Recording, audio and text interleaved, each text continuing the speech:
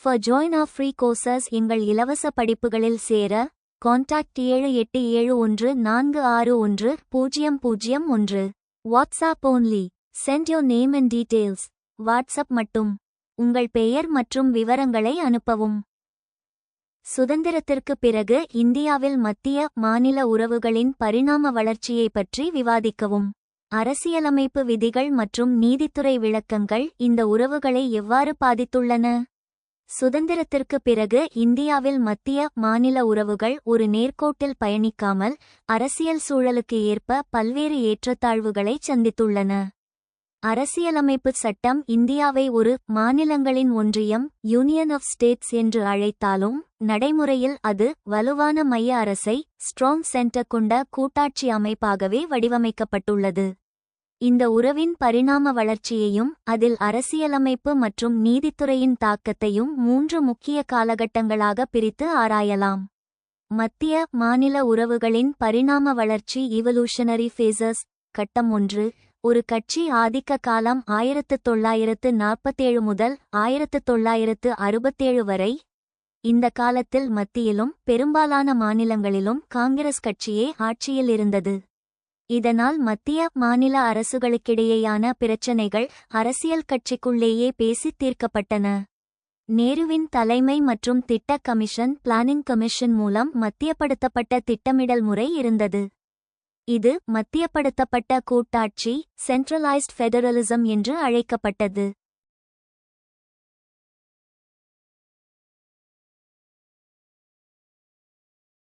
கட்டம் 2. மோதல் மற்றும் அதிகாரப் போட்டி 1967 முதல் 1989 வரை. 1967 தேர்தலில் பல மாநிலங்களில் பிராந்திய கட்சிகள் ஆட்சியை பிடித்தன. இது மத்திய மாநில உறவுகளில் விரிசலை ஏற்படுத்தியது. மத்திய அரசு தனக்கு சாதகமற்ற மாநில அரசுகளை கலைக்க அரசியலமைப்பு பிரிவு 356 ஐ அடிக்கடி தவறாக பயன்படுத்தியது. மாநில சுயாட்சி கோரிக்கைகள் ஏகா தமிழ்நாட்டில் ராஜமன்னார் குழு வலுப்பெற்றன. சர்க்காரியா ஆணையம் 1983 மத்திய மாநில உறவுகளைச் சீரமைக்க அமைக்கப்பட்டது. கட்டம் 3. கூட்டணி காலம் மற்றும் கூட்டுறவு கூட்டாட்சி 1989 முதல் 2014 வரை. மத்தியில் எந்த ஒரு கட்சிக்கும் தனிப்பெரும்பான்மை கிடைக்காததால் மாநில கட்சிகள் மத்தியில் ஆட்சி அமைப்பதில் முக்கிய பங்காற்றின கிங்மேக்கர்ஸ். இது மாநிலங்களுக்கு பேரம்பேசும் சக்தியை பார்கெனிங் பவர் அளித்தது. பொருளாதார தாராளமயமாக்கல் மாநிலங்களுக்கு முதலீடுகளை ஈர்ப்பதில் கூடுதல் சுதந்திரத்தை அளித்தது. கட்டம் 4. சமீபத்திய போக்குகள் 2014 தற்போது வரை. திட்ட கமிஷனுக்கு பதில் நிதி ஆயோக் நைட்டி ஆயோக் உருவாக்கப்பட்டது. இது கூட்டுறவு கூட்டாட்சி கோஆபரேட்டிவ் ஃபெடரலிசம் மற்றும் போட்டி கூட்டாட்சி கம்பெட்டிட்டிவ் ஃபெடரலிசம் என்ற தத்துவத்தை முன்வைக்கிறது. ஜிஎஸ்டி அமலாக்கம் மாநிலங்களின் நிதி அதிகாரத்தை குறைத்திருந்தாலும் ஒரு ஒருங்கிணைந்த சந்தையை உருவாக்கியுள்ளது. அரசியலமைப்பு விதிகளின் தாக்கம் கான்ஸ்டிடியூஷனல் ப்ரொவிஷன்ஸ். அரசியலமைப்பு சட்டத்தின் விதிகள் மத்திய அரசின் கையை ஓங்கச் செய்யும் வகையிலேயே அமைந்துள்ளன.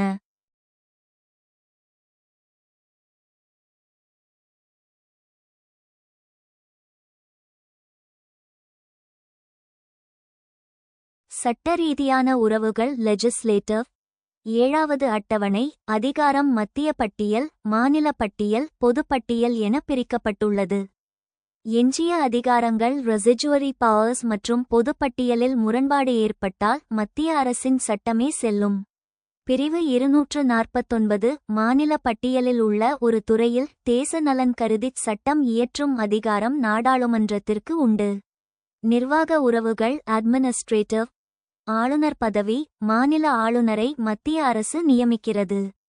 இவர் மத்திய அரசின் முகவராகச் செயல்படுவதாக பல மாநிலங்கள் விமர்சிக்கின்றன. அகில இந்திய பணிகள். மாநில நிர்வாகத்தின் முக்கிய பதவிகளில் மத்திய அரசால் தேர்ந்தெடுக்கப்பட்ட அதிகாரிகளே அமர்த்தப்படுகிறார்கள். பிரிவு 312. நிதி உறவுகள் ஃபைனான்ஷியல். மாநிலங்கள் தங்கள் வருவாய்க்கு மத்திய அரசின் வரி பகிர்வு டாக்ஸ் டிவல்யூஷன் மற்றும் மானியங்களையே கிராண்ட்ஸ் பெரிதும் நம்பியுள்ளன. ஜிஎஸ்டி கவுன்சிலில் மத்திய அரசின் ஆதிக்கமே அதிகம் உள்ளது. நீதித்துறை விளக்கங்களின் தாக்கம் ஜுடிஷியல் இன்டர்பிரிட்டேஷன்ஸ். நீதித்துறை பல நேரங்களில் மாநில உரிமைகளின் பாதுகாவலராகச் செயல்பட்டுள்ளது. எஸ்.ஆர். பொம்மை வழக்கு எஸ்.ஆர். பொம்மை கேஸ் 1994 ஒரு மைல்கல். இதுவரை மத்திய மாநில உறவுகளில் வந்த மிக முக்கியமான தீர்ப்பு இதுவாகும். பிரிவு 356 கட்டுப்படுத்தப்பட்டது. மத்திய அரசு தன்னிச்சையாக மாநில அரசுகளை கலைக்க முடியாது என்றும் அதற்கு சரியான காரணங்கள் இருக்க வேண்டும் என்றும் உச்சநீதிமன்றம் தீர்ப்பளித்தது. கூட்டாட்சி அடிப்படை அம்சம், கூட்டாட்சி தத்துவம், ஃபெடரலிசம் என்பது அரசியலமைப்பின் அடிப்படை கட்டமைப்பின் பேசிக் ஸ்ட்ரக்சர் ஒரு பகுதி என்று நீதிமன்றம் உறுதிபட கூறியது.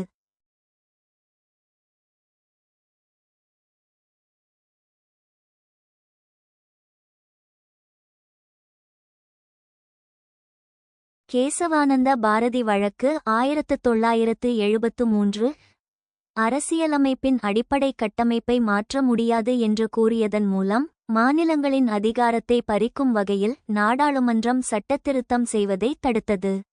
முடிவுரை: இந்தியாவில் மத்திய மாநில உறவுகள் அதிகார குவிப்பிலிருந்து அதிகார பகிர்வை நோக்கி நகர்ந்துள்ளன. ஆரம்ப காலத்தில் மத்திய அரசு ஒரு பெரியண்ணன் மனப்பான்மையுடன் பிக் பிரதர் ஆட்டிடியூட் செயல்பட்டது. ஆனால் பிராந்திய கட்சிகளின் வளர்ச்சி மற்றும் எஸ்.ஆர். பொம்மை வழக்கின் தீர்ப்பு ஆகியவை மாநிலங்களுக்கு ஓரளவுக்கு பாதுகாப்பை அளித்துள்ளன. இனிவரும் காலங்களில் ஜிஎஸ்டி போன்ற நிதிக் கொள்கைகளில் மாநிலங்களின் கவலைகளை தீர்ப்பதே உண்மையான கூட்டுறவு கூட்டாட்சியை வலுப்படுத்தும். Discuss the evolution of center-state relations in India since independence. How have constitutional provisions and judicial interpretations influenced these relations? சுதந்திரத்திற்கு பிறகு இந்தியாவில் மத்திய மாநில உறவுகளின் பரிணாம வளர்ச்சியை பற்றி விவாதிக்கவும். அரசியலமைப்பு விதிகள் மற்றும் நீதித்துறை விளக்கங்கள் இந்த உறவுகளை எவ்வாறு பாதித்துள்ளன? Center-state relations in India have evolved significantly since independence, shaped by constitutional provisions, judicial interpretations, and changing political dynamics. சுதந்திரத்திற்கு பிறகு இந்தியாவில் மத்திய மாநில உறவுகள் கணிசமாக வளர்ச்சியடைந்துள்ளன. அவை அரசியலமைப்பு விதிகள், நீதித்துறை விளக்கங்கள் மற்றும் மாறிவரும் அரசியல் இயக்கவியல் ஆகியவற்றால் வடிவமைக்கப்பட்டுள்ளன. Constitutional provisions அரசியலமைப்பு விதிகள். The Indian Constitution establishes a federal system with a division of powers between the center and states. இந்திய அரசியலமைப்பு மத்திய மற்றும் மாநிலங்களுக்கு இடையே அதிகார பகிர்வுடன் கூடிய ஒரு கூட்டாட்சி அமைப்பை நிறுவுகிறது. Key provisions முக்கிய விதிகள். Division of powers. The 7th schedule divides legislative powers into 3 lists: Union list, State list, and concurrent list. அதிகார பகிர்வு. 7வது அட்டவணை சட்டமன்ற அதிகாரங்களை 3 பட்டியல்களாக பிரிக்கிறது: யூனியன் பட்டியல், மாநில பட்டியல் மற்றும் ஒரே நேரத்தில் பட்டியல்.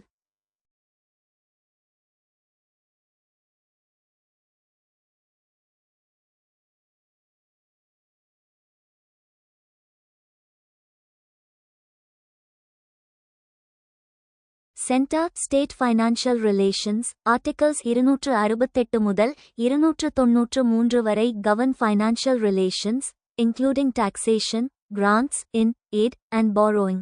மத்திய மாநில நிதி உறவுகள். பிரிவுகள் 268 முதல் 293 வரை வரி விதிப்பு, மானியங்கள் மற்றும் கடன் வாங்குதல் உள்ளிட்ட நிதி உறவுகளை நிர்வகிக்கிறது. Inter-state relations. Articles 261 முதல் 263 வரை facilitate cooperation and coordination between states. மாநிலங்களுக்கு இடையேயான உறவுகள். பிரிவுகள் 261 முதல் 263 வரை மாநிலங்களுக்கு இடையே ஒத்துழைப்பு மற்றும் ஒருங்கிணைப்பை எளிதாக்குகின்றன. Judicial interpretations. நீதித்துறை விளக்கங்கள். Basic structure doctrine.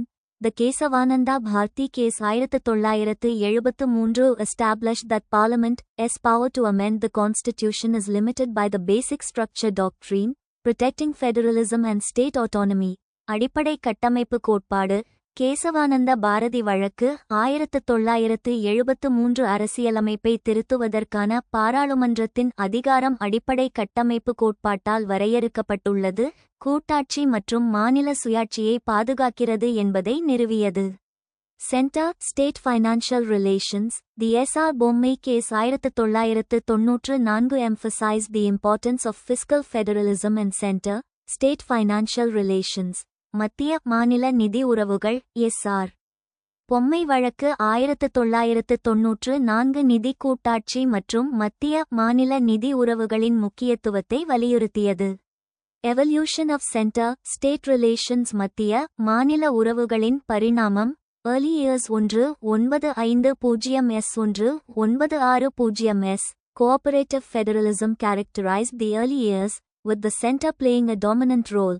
ஆரம்ப ஆண்டுகள் 1950கள் - 1960கள். கூட்டுறவு கூட்டாட்சி ஆரம்ப ஆண்டுகளை வகைப்படுத்தியது. மத்திய அரசு ஒரு மேலாதிக்க பங்கை வகித்தது. Assertive federalism 1970s 1980s. States began asserting their autonomy, and regional parties emerged, challenging the center's dominance. உறுதியான கூட்டாட்சி 1970கள் - 1980கள். மாநிலங்கள் தங்கள் சுயாட்சியை உறுதிப்படுத்தத் தொடங்கின, மேலும் பிராந்திய கட்சிகள் தோன்றின, மையத்தின் ஆதிக்கத்தை சவால் செய்தன.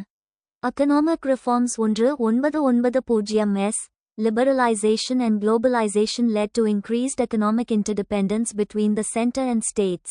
பொருளாதார சீர்திருத்தங்கள் 1990கள். தாராளமயமாக்கல் மற்றும் உலகமயமாக்கல் மத்திய மற்றும் மாநிலங்களுக்கு இடையே பொருளாதார ரீதியாக ஒன்றுக்கொன்று சார்ந்திருப்பதை அதிகரித்தன.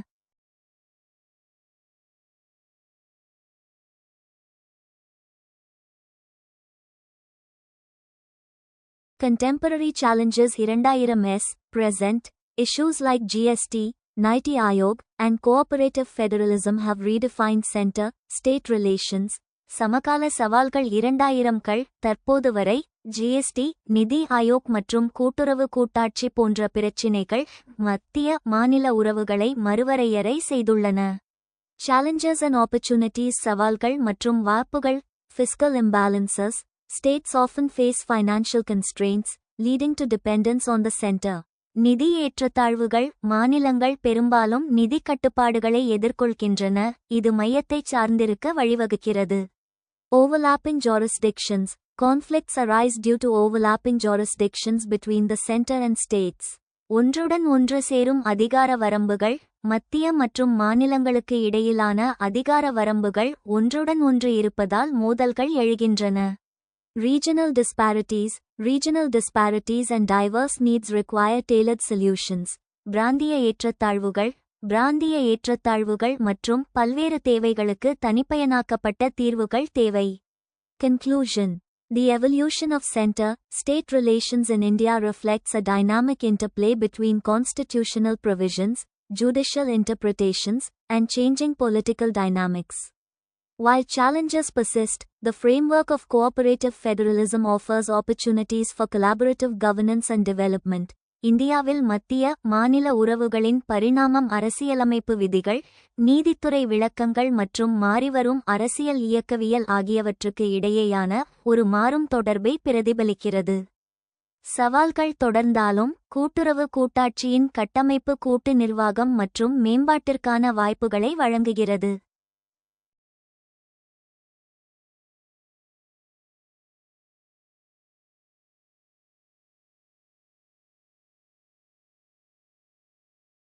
The evolution of center-state relations in India has moved from central dominance towards political recognition of the rights of the states over time.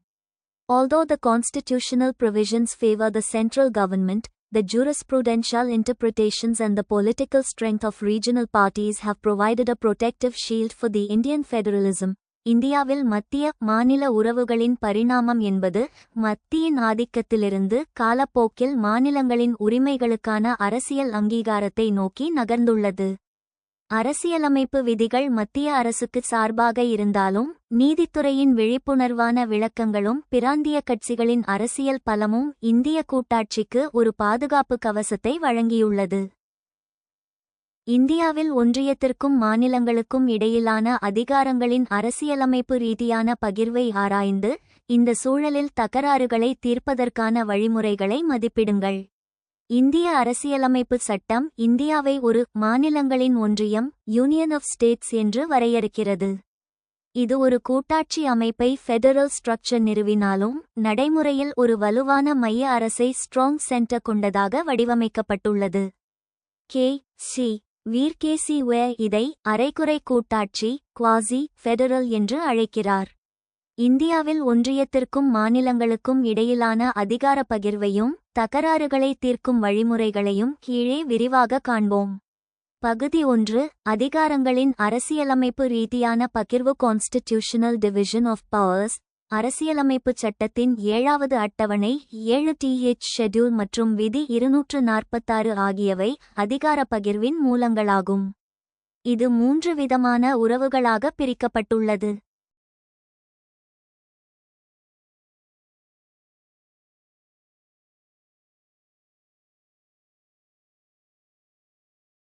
சட்டமியற்றும் உறவுகள் லெஜிஸ்லேட்டிவ் ரிலேஷன்ஸ். அதிகாரங்கள் 3 பட்டியல்களாக பிரிக்கப்பட்டுள்ளன.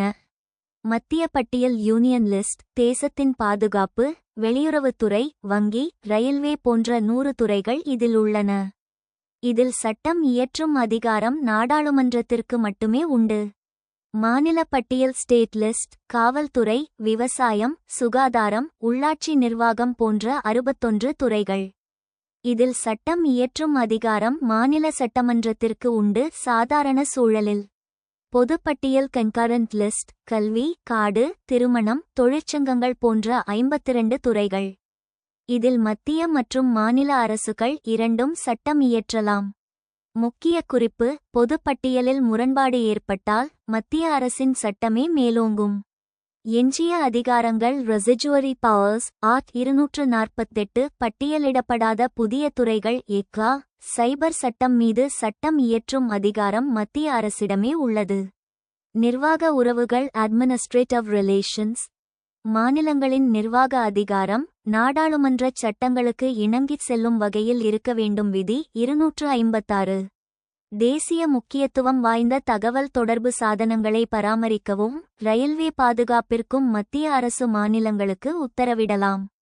அகில இந்திய பணிகள் ஆல் இந்தியா சர்வீசஸ் IS மூலம் மத்திய அரசு மாநில நிர்வாகத்தில் ஒரு கட்டுப்பாட்டை வைத்திருக்கிறது.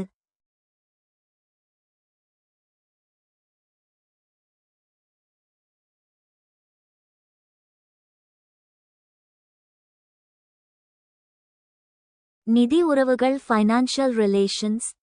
பெரும்பாலான முக்கிய வரிகளை இன்கம் டாக்ஸ், கஸ்டம்ஸ் விதிக்கும் அதிகாரம் மத்திய அரசிடம் உள்ளது.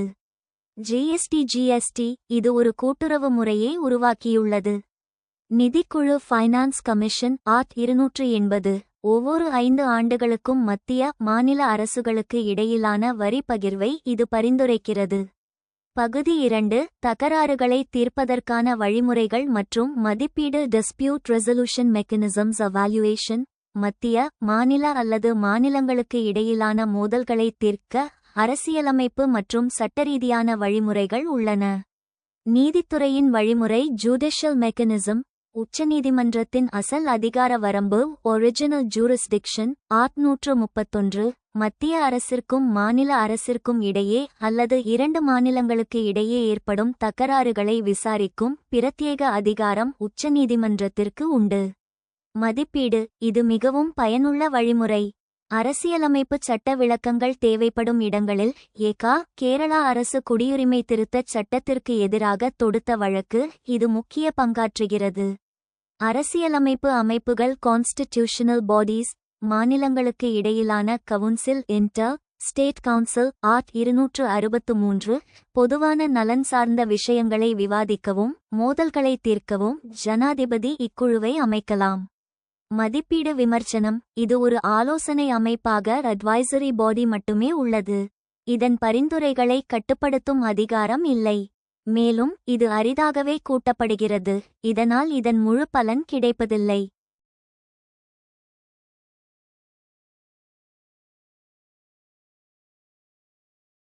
நதிநீர் தீர்ப்பாயங்கள். River water tribunals. ஆர்ட் 262 மாநிலங்களுக்கு இடையிலான நதிநீர் பிரச்சினைகளை தீர்க்க நாடாளுமன்றம் தனிச்சட்டத்தின் மூலம் தீர்ப்பாயங்களை அமைக்கலாம். உச்சநீதிமன்றத்தின் தலையீட்டை இது கட்டுப்படுத்தலாம். மதிப்பீடு விமர்சனம். காவிரி கிருஷ்ணா போன்ற தீர்ப்பாயங்கள் தீர்ப்பு வழங்க பல பத்தாண்டுகள் எடுத்துக்கொள்கின்றன. தீர்ப்பு வந்த பிறகும் மாநிலங்கள் அதை செயல்படுத்த மறுப்பது அரசியல் சிக்கலாக மாறுகிறது. GST council GST council art 279A மத்திய நிதியமைச்சர் மற்றும் மாநில நிதியமைச்சர்கள் அடங்கிய இக்குழு வரிகள் தொடர்பான முடிவுகளை எடுக்கிறது. மதிப்பீடு. இது கூட்டுறவு கூட்டாட்சிக்கு கோஆபரேட்டிவ் ஃபெடரலிசம் ஒரு சிறந்த எடுத்துக்காட்டு. ஒருமித்த கருத்தின் கன்சென்சஸ் அடிப்படையில் முடிவுகள் எடுக்கப்படுவதால் மோதல்கள் குறைகின்றன. முடிவுரை. இந்திய அரசியலமைப்பு அதிகார பகிர்வில் மத்திய அரசுக்கு அதிக எடை கொடுத்திருந்தாலும் தகராறுகளை தீர்க்க போதுமான வழிமுறைகளை வழங்கியுள்ளது. முன்னோக்கிய பாதை. தகராறுகளை தீர்ப்பதில் நீதிமன்றங்களை விட அரசியல் மற்றும் நிர்வாக பேச்சுவார்த்தைகளே பொலிட்டிக்கல் டயலாக் சிறந்த தீர்வை தரும். இதற்கு மாநிலங்களுக்கு இடையிலான கவுன்சிலை இன்டர் ஸ்டேட் கவுன்சில் நிரந்தரமாகவும் அதிகாரம் மிக்கதாகவும் மாற்ற வேண்டும். பெரியண்ணன் மனப்பான்மையை விடுத்து சமமான பங்காளிகளாக மாநிலங்களை நடத்தும் போதே கூட்டாட்சி தத்துவம் வெற்றி பெறும்.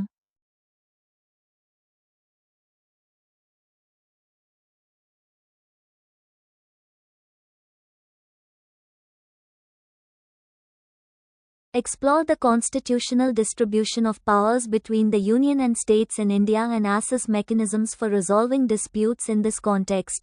இந்தியாவில் ஒன்றியத்திற்கும் மாநிலங்களுக்கும் இடையிலான அதிகாரங்களின் அரசியலமைப்பு ரீதியான பகிர்வை ஆராய்ந்து இந்த சூழலில் தகராறுகளை தீர்ப்பதற்கான வழிமுறைகளை மதிப்பிடுங்கள். The Constitution of India provides for a federal system of government, dividing powers between the Union and the states. இந்திய அரசியலமைப்பு மத்திய அரசுக்கும் மாநிலங்களுக்கும் இடையில் அதிகாரங்களை பிரிக்கும் ஒரு கூட்டாட்சி அரசாங்க அமைப்பை வழங்குகிறது. Constitutional distribution of powers அரசியல் ரீதியான அதிகார பகிர்வு. Union list. The Union government has exclusive powers to make laws on subjects listed in the Union list, such as defense, foreign affairs, and currency. Union பட்டியல். பாதுகாப்பு, வெளியுறவு மற்றும் நாணயம் போன்ற யூனியன் பட்டியலில் பட்டியலிடப்பட்டுள்ள பாடங்களில் சட்டங்களை இயற்றுவதற்கு யூனியன் அரசுக்கு பிரத்யேக அதிகாரங்கள் உள்ளன. State list. The state governments have exclusive powers to make laws on subjects listed in the state list, such as education, healthcare, and local government. மாநில பட்டியல். கல்வி, சுகாதாரம் மற்றும் உள்ளூர் அரசு போன்ற மாநில பட்டியலில் பட்டியலிடப்பட்டுள்ள பாடங்களில் சட்டங்களை இயற்றுவதற்கு மாநில அரசுகளுக்கு பிரத்யேக அதிகாரங்கள் உள்ளன. Concurrent list. Both the union and state governments have powers to make laws on subjects listed in the concurrent list, such as taxation, trade, and commerce. Mechanisms for resolving disputes. சச்சரவுகளை தீர்ப்பதற்கான வழிமுறைகள். Judicial review. The judiciary, particularly the Supreme Court, has the power to interpret the Constitution and resolve disputes between the Union and the states. நீதித்துறை மதிப்பாய்வு. நீதித்துறை, குறிப்பாக உச்ச நீதிமன்றம், அரசியலமைப்பை விளக்குவதற்கும் union மற்றும் மாநிலங்களுக்கு இடையிலான தகராறுகளை தீர்ப்பதற்கும் அதிகாரம் கொண்டுள்ளது.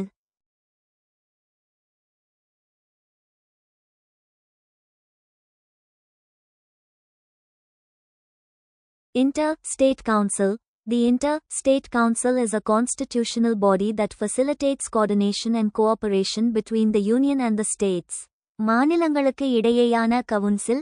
மாநிலங்களுக்கு இடையேயான கவுன்சில் என்பது யூனியன் மற்றும் மாநிலங்களுக்கு இடையே ஒருங்கிணைப்பு மற்றும் ஒத்துழைப்பை எளிதாக்கும் ஒரு அரசியலமைப்பு அமைப்பாகும். National Integration Council. The National Integration Council is a non-constitutional body that promotes national integration and addresses issues related to center-state relations. தேசிய ஒருங்கிணைப்பு கவுன்சில். தேசிய ஒருங்கிணைப்பு கவுன்சில் என்பது அரசியலமைப்பு சாராத அமைப்பாகும். இது தேசிய ஒருங்கிணைப்பை ஊக்குவிக்கிறது மற்றும் மத்திய மாநில உறவுகள் தொடர்பான பிரச்சினைகளை நிவர்த்தி செய்கிறது. Challenges and opportunities. சவால்கள் மற்றும் வாய்ப்புகள். Center-state relations. The distribution of powers between the Union and the states can lead to tensions and conflicts, particularly when there are differing priorities or ideologies. மத்திய மாநில உறவுகள். மத்திய அரசுக்கும் மாநிலங்களுக்கும் இடையிலான அதிகார பகிர்வு பதட்டங்கள் மற்றும் மோதல்களுக்கு வழிவகுக்கும், குறிப்பாக வெவ்வேறு முன்னுரிமைகள் அல்லது சித்தாந்தங்கள் இருக்கும்போது. Cooperation and coordination. Effective cooperation and coordination between the Union and the states are essential for addressing national priorities and promoting development. ஒத்துழைப்பு மற்றும் ஒருங்கிணைப்பு தேசிய முன்னுரிமைகளை நிவர்த்தி செய்வதற்கும் வளர்ச்சியை ஊக்குவிப்பதற்கும் மத்திய அரசுக்கும் மாநிலங்களுக்கும் இடையிலான பயனுள்ள ஒத்துழைப்பு மற்றும் ஒருங்கிணைப்பு அவசியம். Judicial activism. The judiciary has played a significant role in resolving disputes and interpreting the constitution, but judicial activism can also be a source of controversy. நீதித்துறை செயல்பாடு சர்ச்சைகளை தீர்ப்பதிலும் அரசியலமைப்பை விளக்குவதிலும் நீதித்துறை குறிப்பிடத்தக்க பங்கை கொண்டுள்ளது. ஆனால் நீதித்துறை செயல்பாடும் சர்ச்சைக்கு ஒரு காரணமாக இருக்கலாம்.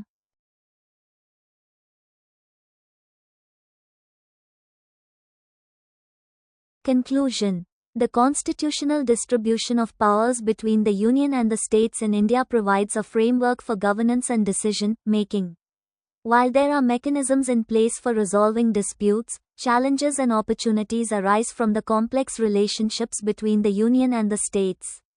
Effective cooperation, coordination, and judicial oversight are essential for promoting national priorities and addressing the needs of citizens. இந்தியாவில் மத்திய அரசுக்கும் மாநிலங்களுக்கும் இடையிலான அதிகாரங்களின் அரசியலமைப்பு விநியோகம் ஆட்சி மற்றும் முடிவெடுப்பதற்கான ஒரு கட்டமைப்பை வழங்குகிறது. சர்ச்சைகளை தீர்ப்பதற்கான வழிமுறைகள் இருந்தாலும் மத்திய அரசுக்கும் மாநிலங்களுக்கும் இடையிலான சிக்கலான உறவுகளிலிருந்து சவால்களும் வாய்ப்புகளும் எழுகின்றன.